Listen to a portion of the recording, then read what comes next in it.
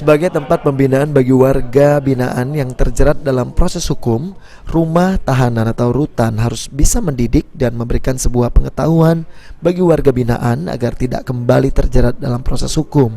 Salah satunya dengan melakukan kegiatan keagamaan seperti ceramah agama Islam menyambut perayaan Isra Mi'raj Nabi Muhammad SAW.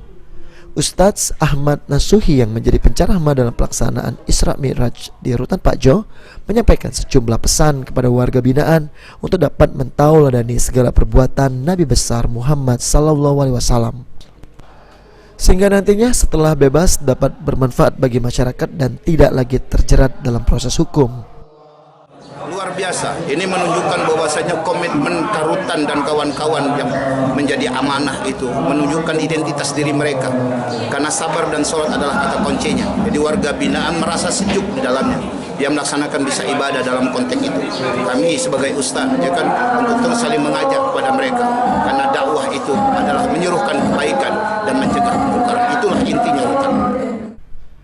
Senada dengan Ustadz Ahmad Nasuhi, Kepala Rutan Pak Jo Bistik Situngkir juga berharap seluruh warga binaan dapat mentauladani perjalanan Nabi besar Muhammad SAW di momen Isra Mi'raj ini.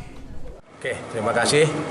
Kegiatan Isra Mi'raj ini rutin kita laksanakan setiap tahun dengan harapan kita menumbuhkan keimanan dari warga binaan semua, ya, baik itu dalam pelaksanaan kegiatan kepribadian sehari-hari atau nanti sebentar lagi kan kita akan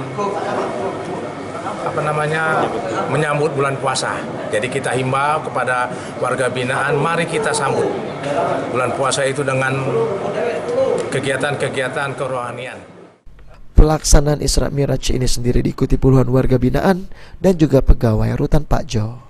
Firman Hidayat, PAL TV.